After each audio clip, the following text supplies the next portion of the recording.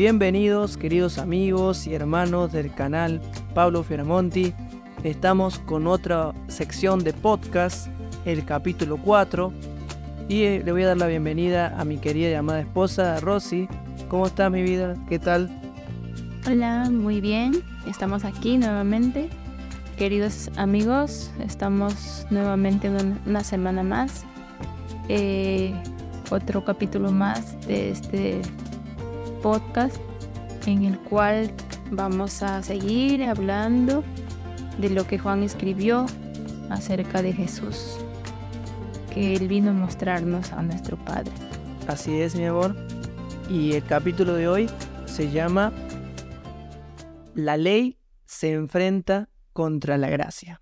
¿Qué te parece ese título? Sí, es un poco, ¿cómo se dice?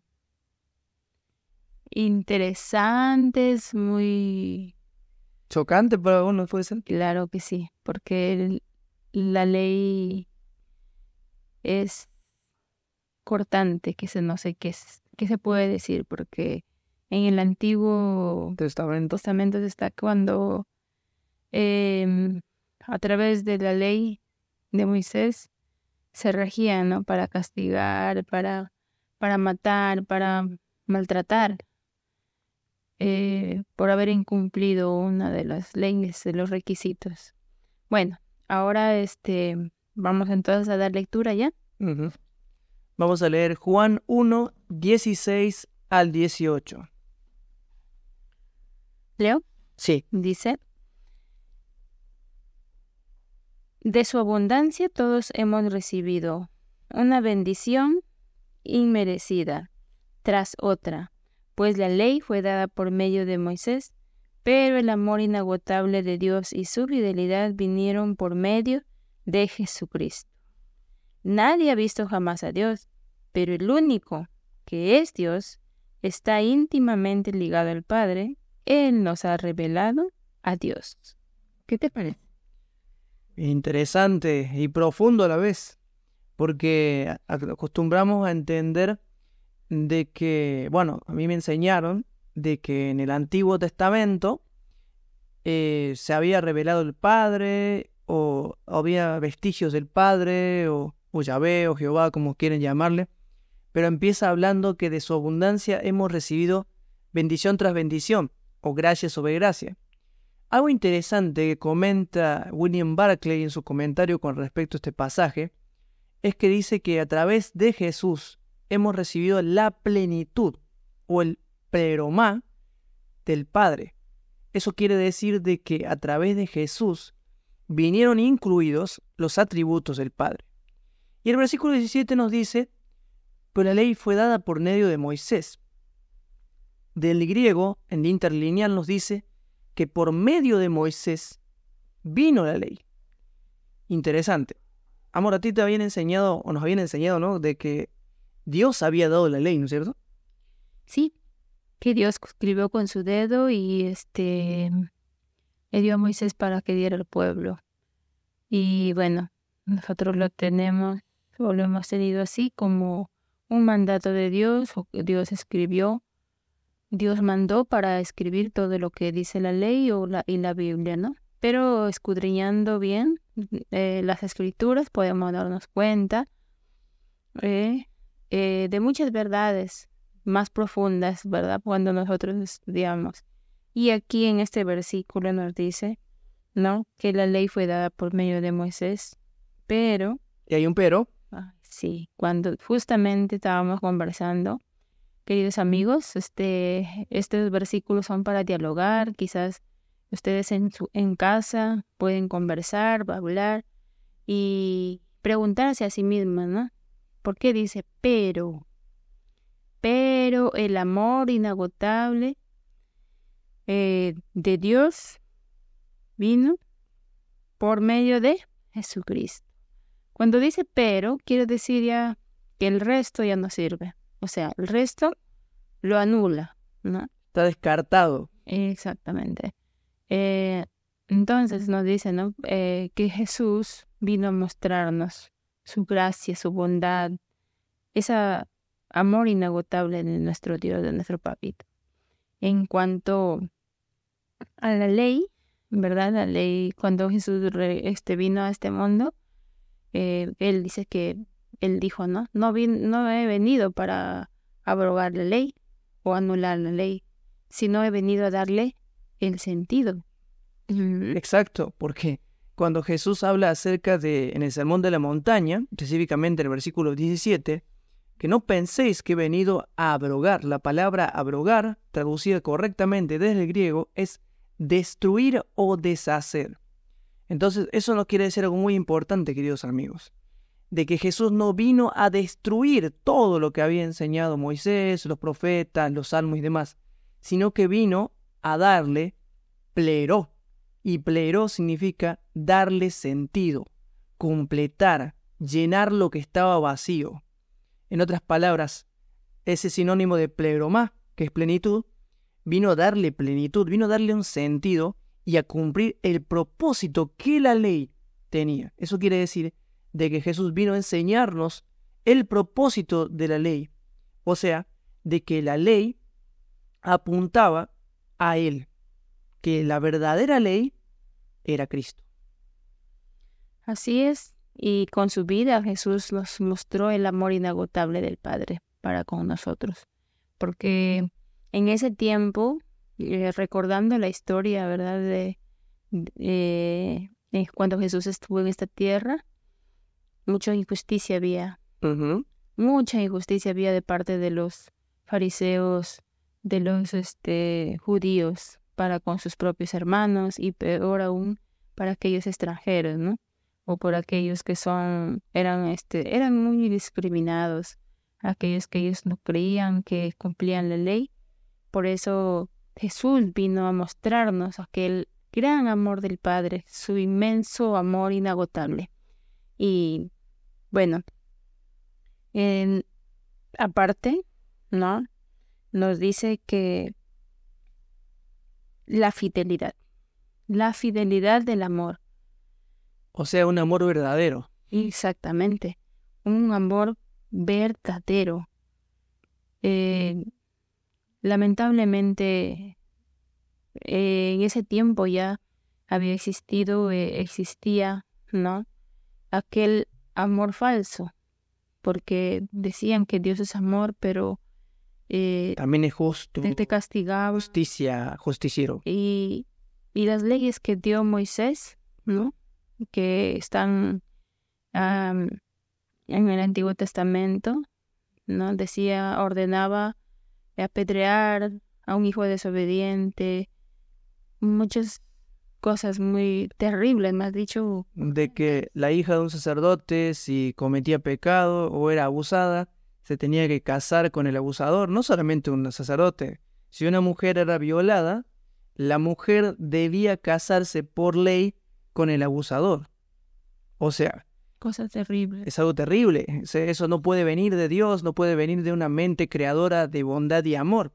Y cuando yo digo, o cuando yo expresé recién que la ley apuntaba a Cristo, no quiere decir de que la ley en sí sea algo bueno. Podemos utilizar de una manera simbólica de que la ley fue un antitipo del verdadero tipo, o ser, de la realidad. Y cuando en el libro de Hebreos, el autor de Hebreos habla sobre la ley y habla sobre la gracia y va explicando de una manera teológica, va haciendo ejemplos, le está diciendo de que los tipos y el antitipo es el símbolo y la realidad, las sombras y la luz. El Antiguo Testamento está plagado de sombras. Hay pocas luces o pequeñas lucecitas. Sin embargo, como dice en el versículo 17, cuando la ley fue enseñada o dada por Moisés, pero la gracia y la verdad, o la verdadera gracia y la luz de Dios, vinieron por medio de Jesús. O sea que ahí estamos dando cuenta que Juan nos dice que la realidad llegó. Todo lo anterior era sombras, pero ahora llegó la luz. Así es, queridos amigos. Por eso les invitamos a cada uno de ustedes para poder estudiar esos versículos, comparándolo con otros versículos, porque a lo largo de en el Antiguo Testamento y en el Nuevo Testamento podemos comparar también. Encontramos a Jesús, encontramos lo que quiso decir Él con esas palabras, y la verdad que la gracia es gracia, es un regalo. Es un regalo. No es que, como dice, una gracia inmerecida, pero nosotros somos hijos de Dios. Cada uno, todos somos hijos de Dios. Y Él nos ha dado esa gracia, ya nos la dio. El problema es que muchas veces nosotros no queremos recibirlo. Nos sentimos inmerecidos. Quizás a lo largo de nuestra vida hemos podido comprender o mal comprender a Dios. Por eso es que creemos que estamos lejos de su gracia. Nosotros necesitamos la gracia. Necesitamos la gracia cuando enfrentamos problemas, una situación difícil. Necesitamos esa gracia. ¿Y quién es la gracia? Jesús. Mira, amor, me acordé de hace poquito que escuchamos el sermón del pastor Dante Gebel, ¿no? Que explicaba cómo era el rechazar un regalo, pero que sigue siendo regalo. Por ejemplo, él decía de que tú me quieres honrar a mí, me quieres regalar un perfume, y dijo un dicho perfume, y me lo regalas. Y yo te miro como extraño y te digo, bueno, ¿cuánto es lo que te tengo que dar por este perfume? No, yo no te lo estoy cobrando, te lo estoy regalando. Ese regalo, no tenés que darme nada. Ahora entiendo. ¿No querés dinero? ¿Querés un cheque? Bueno, te firmo un cheque. No te quiero ningún cheque. Y en ese momento, tú que le vas a hacer un regalo, en ese caso a Dante, que estaba comentando usando esta ilustración, él dice, pero no, ¿cómo puede ser que me vas a regalar esto sin necesidad de tener algo a cambio? Bueno, seguramente tú me estás manipulando a través de este regalo para que yo haga algo por ti. En ese momento la persona seguramente ya se molestó y se le perdió el gozo o la alegría de dar un regalo, y le dice, es un regalo, si querés tomalo y si no, no lo tomes. Pero eso no deja de ser regalo. Así hacemos nosotros, lamentablemente, cuando no entendemos la gracia de Dios. Él decía así. Y yo estoy de acuerdo con eso, porque muchas veces entendemos que es algo inmerecido. Pero en realidad es un regalo. O sea, la gracia es un regalo. Juan 3:16 dice, porque de tal manera amó Dios al mundo. ¿Dios amó al mundo antes que muriera Jesús? ¿O después? O sea, Dios amó al mundo y por eso envió a Jesús. Así es. Porque entendemos, no, pero Dios me amó tanto porque eso murió Jesús. No. Jesús vino a este mundo para revelar quién es el Padre porque Él nos amaba. Primera de Juan 4:9 dice, y en esto se demuestra el amor, que Dios envió a su Hijo para morir por nosotros. ¿Y por qué lo envió? Para que tome nuestro lugar. ¿De qué? Del pecado que demandaba nuestra muerte. El pecado demanda nuestra destrucción, nuestra aniquilación. Y eso es lo que hizo Jesús, que Él tomó nuestro lugar, se hizo pecado para que nosotros tengamos vida plena. No es que tuvo que morir sí o sí porque si no, no podía salvar. En realidad, la salvación es reconocer que tú eres hijo de Dios. No es que tienes que esperar hasta el final, de que se termine un juicio investigador, no sé qué otra cosa, o el tribunal divino y hay que ver si me salvo o no me salvo. No, son todas esas falacias y tonterías. La gracia de Dios nos enseña que somos hijos de Dios y porque nos ama, envió a la gracia.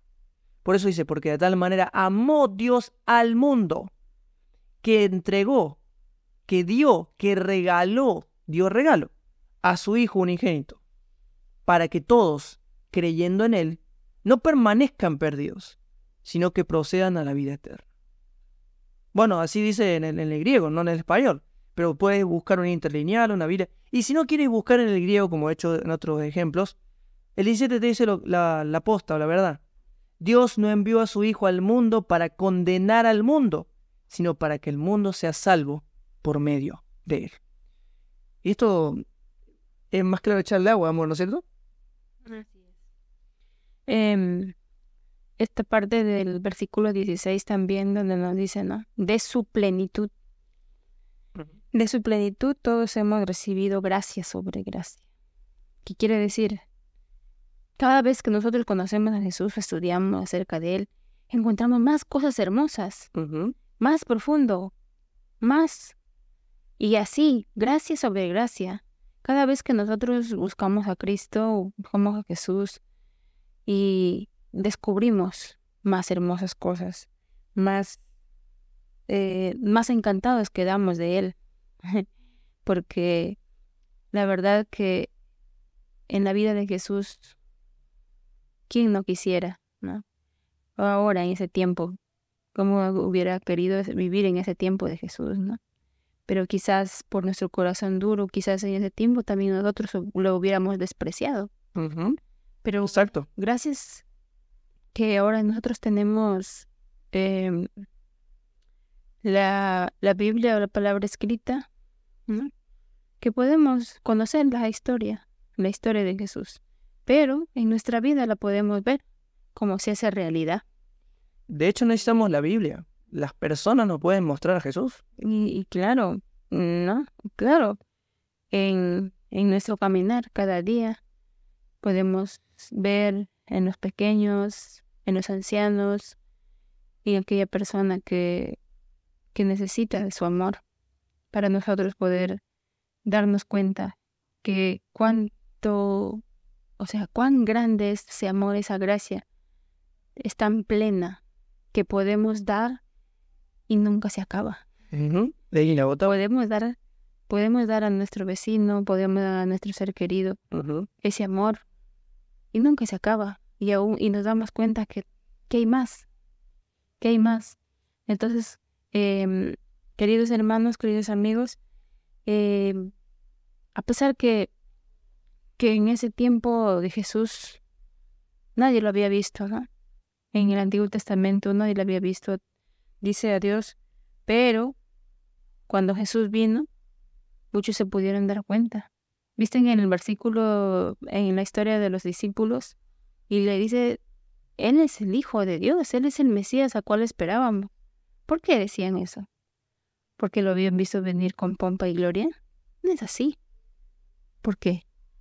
Porque habían visto el amor de Dios a través de Jesús. Porque habían visto ese amor, esa amabilidad, esa compasión que nadie la tenía. Esa ternura para aquellas criaturas indefensas también. Para los marginados. Sí. Entonces acá nos dice, ¿no?, que el 18, a Dios nadie la ha visto nunca. El Hijo unigénito que es Dios y que vive en unión íntima con el Padre, nos lo ha dado a conocer. Entonces, queridos hermanos, si nosotros queremos conocer a Dios, a nuestro Padre, nuestro Papito, ¿quién es Él? Si en el Antiguo Testamento se dice tantas cosas de Él, vamos a buscar a Jesús. Jesús, en Mateo, Jesús, Él nos dijo, cuando la gente os conocerá, cuando vean ustedes cómo se aman. Si me aman, guardan mis mandamientos. Pero los mandamientos que dijo Jesús están en Juan 13, 34 y 35. En esto conocerán de que son mis discípulos, de que se amen los unos a los otros como yo los he amado. Esa es la ley de Cristo. Es el amor a Dios y el amor al prójimo. Pero ese amor no es humano. No es humano. El amor es de Dios. Nuestro amor es corrompido. Nuestro amor es interesado. Nuestro amor que nosotros tenemos como seres humanos, decimos amor, pero se acaba. Pero el amor de Dios es inagotable. Así que corramos a los brazos de nuestro Papito, que lo está abierto los brazos. En Él podemos encontrar plenitud de gracia para cada uno de sus hijos. Cada uno de sus hijos. Puedes sentirte pequeñito, pero Jesús ahí te ama y te dice, tú eres mi hijo amado y yo te amo. Él vino a mostrarnos quién es nuestro Papito. Jesús vino a mostrarnos quién es nuestro Padre, nuestro Creador y cuánto nos ama. Así es, amor. Y un dato interesante porque dice, pero ¿cómo podemos encontrar a Jesús en la Biblia? Entonces el versículo 18 te lo dice, que Él nos ha revelado a Dios. La palabra revelado del griego al español es Él nos ha interpretado, Él nos ha mostrado, Él es el exégeta o el intérprete del Padre. Cuando tú quieras encontrar a Jesús en el Antiguo Testamento, debes poner su nombre, debes poner las características, debes poner el amor de Dios en las historias del Antiguo Testamento. Y vas a encontrar a Jesús en los lugares menos inesperados. Cuando pensarías que en ese momento de esa batalla, de esa guerra, Jesús es el que está dirigiendo sus ejércitos para matar a ciertas personas enemigos de Israel. Pero Jesús estaba personificado en los enemigos de Israel. Ellos son los que Jesús está personificado en los que sufren, en los que mueren. En el monte Carmelo, cuando Elías hizo descender fuego del cielo y asesinó a no sé cuántos profetas de Baal. ¿Quién murió asesinado y desangrado en una cruz? Jesús. ¿Dónde está Jesús ahí? En los profetas de Baal. En los que están siendo marginados, insultados, humillados. Allí está Jesús. Y en el momento en el cual se da gracia a los seres humanos, independientemente de lo que crean o lo que piensen, ahí se revela el carácter de Dios, las pequeñas luces en el Antiguo Testamento. Pero Jesús es el que nos da a conocer quién es nuestro Dios. Amén. Y bueno, queridos amigos, queridos hermanos, esta reflexión de hoy que quede en nuestro corazón, que nos ayude cada día a recordar que podamos responder al amor de Dios, ese gran amor de Dios que nos ha mostrado en nuestro querido Jesús. Y recordar siempre que Dios es el que ama a cada uno de nosotros. Nos ama sin distinción a todos, a toda la humanidad, a toda su creación. Él ama con un amor inagotable. Y bueno, queridos amigos, este sería el final de esta reflexión, de este capítulo 4, de este podcast. Dejen en sus comentarios qué les ha parecido la experiencia al escuchar, al ir estudiando junto a nosotros. Y si tienes preguntas puedes dejarlo, tu experiencia también con respecto a este podcast. También puedes compartir este podcast a los que creas que le puede ser útil y de bendición también. Nos vemos la próxima semana, el próximo capítulo que va a ser el capítulo 5. Ya nos vamos a adentrar más en lo que es el libro de Juan y ya vamos a hablar acerca de el Cordero de Dios que se lleva el pecado del mundo. Ese será el capítulo siguiente de este podcast. Muy bien, entonces quedamos muy entusiasmados. Sí, contentos de poder haber estado con ustedes. Que Dios les bendiga y que los cuide y los guíe y que su gracia y su plenitud de amor sea plena esta semana para cada uno de ustedes en sus hogares, en sus trabajos, donde vayan. Y por su gracia podamos estar la próxima semana con ustedes. Chao, chao, muchas gracias. Chao, chao, queridos amigos, bendiciones, nos vemos.